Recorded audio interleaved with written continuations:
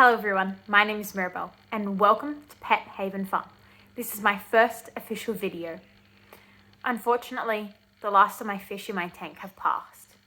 However, this does mean that in today's video, I'm going to be showing you how to clean out your tank and how to prepare it for new fish. So let's get started. So this is my tank currently. It just has water, a heater, and a filter. So today I'm going to be emptying it out and cleaning it. Now, obviously most tanks will have a substrate in it. Mine has already been cleared out due to algae growing on it. But regardless, your first steps are the same. It is to take everything out of the tank and empty the water out. So that's what I'm going to be doing.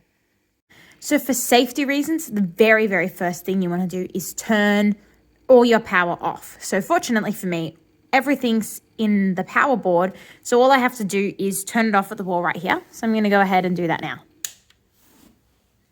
And now after you've turned it off at the wall, I'm going to go ahead and take everything out of the power board and disconnect it all. So now, as you can see, everything's come out of the power board and we are ready to move on to the next step. So the next step is going to be removing the electrical appliances from the water. So in my tank, that just means the filter and the heater. So I like to put them in a little container off to the side, just so I know where they are when I need to place them back in the water later.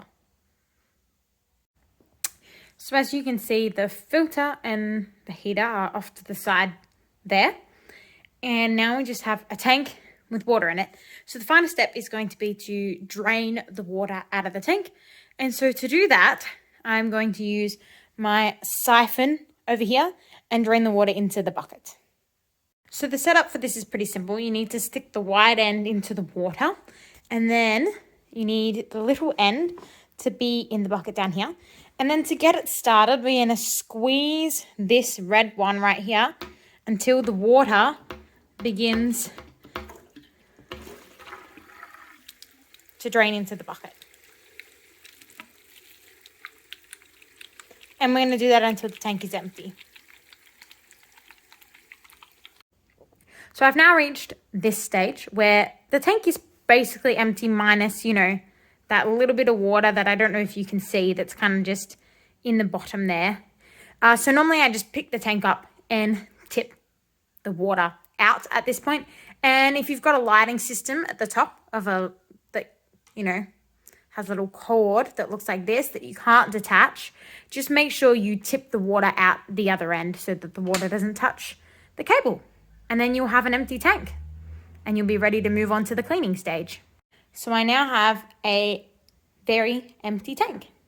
So now we're going to talk about how to clean your tank.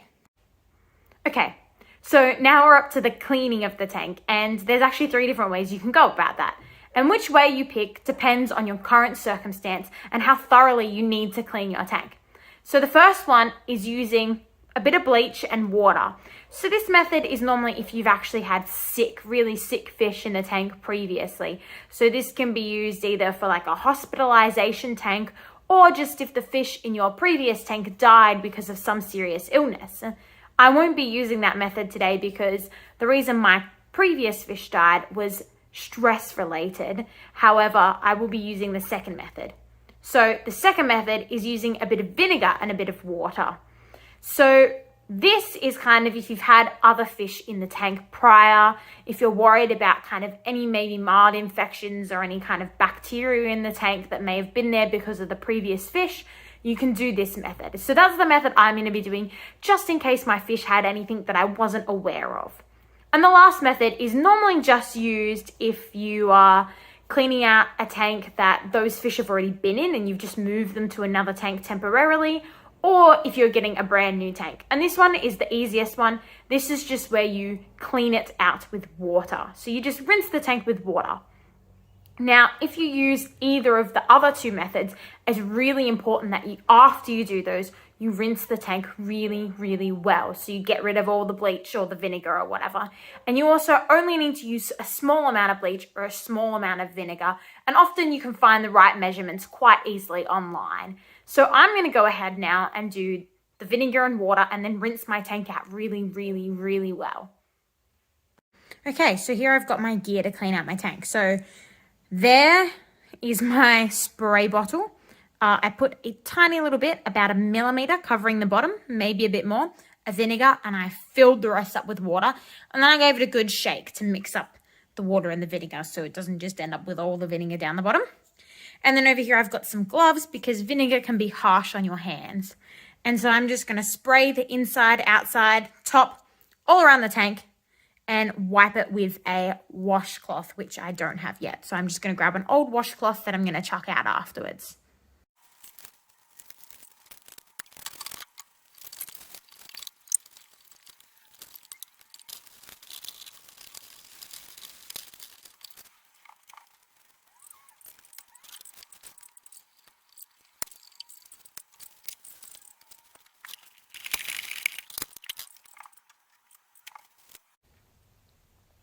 So now I've cleaned the tank out with water and vinegar. I need to go and rinse it really, really, really, really well. So normally I do that in my bathtub. So I'm going to go take it in there right now to rinse. So the tank is in the bath and I'm now going to go ahead and rinse it. But I'm not going to video because it's incredibly hard to rinse this tank because of this. And we don't want this getting wet. So I'm going to rinse it really, really thoroughly and then move on to the next step. So I've rinsed the tank. I rinsed it about 3 times, so it's really, really, really well rinsed. You just want to make sure really that it doesn't smell like vinegar anymore. And then you just want to set it out to dry. So at the moment my tank is drying, and while I'm waiting for it to dry, I'm going to go ahead and do the same thing with the filter and the heater. So put a little bit of vinegar and water on them and then rinse them really, really, really, really, really well, and then also let them dry. So normally while you're waiting for all the essential components of the tank, so the tank, the heater, the filter, anything else like that, to dry, you could begin on your rocks and your decorations. Now, obviously, if you had decorations and stuff in the tank that you want to put back in the tank, but there were previously sick fish in the tank, then you would also do the vinegar and water solution or the bleach and water solution for the decorations and anything else that was in the tank before that's going to go back into the tank with new fish. But for me, I just decided to get a completely new set of decorations. So I'm currently waiting on a very special delivery.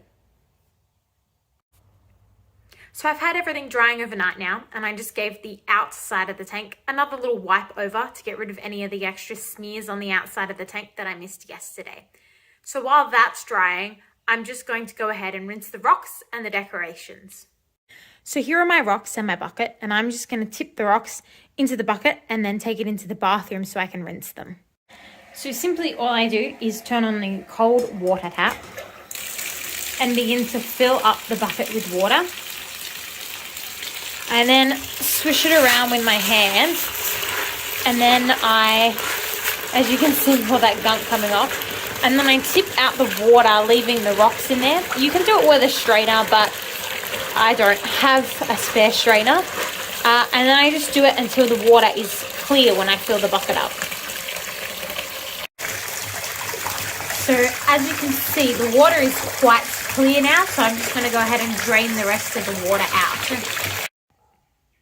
So as you can see, I have all my decorations here, and I'm just going to go ahead and rinse them all in the water, just like I did with the rocks, and then sit them to dry.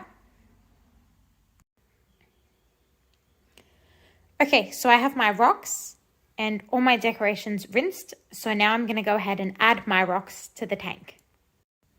So now I have my rocks in there as my substrate. Now I have mine flat and even along the bottom, but you can get creative and do whatever you want with them. Some people prefer to have more of an uneven terrain, and that's okay too. So the next step really is to go ahead and add your decorations. So take as much time as you want and play around with how you want the decorations in the tank and what you want it to look like. Okay, so that's my tank set up with all its beautiful decorations. So I'm going to go ahead and place the filter in the tank now. So now that the filter is in the tank, we're going to add a new cartridge, a clean one, because the old one was pretty grotty and it had been in the tank with the previous fish.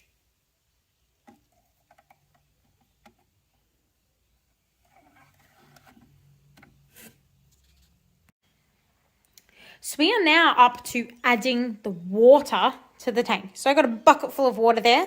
Now it's going to take more than one bucket.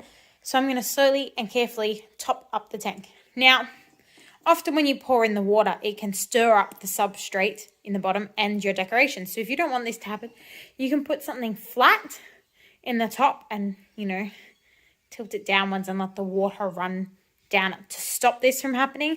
But I'm just going to tip the water in gently as possible and then fix up anything that happens towards the end.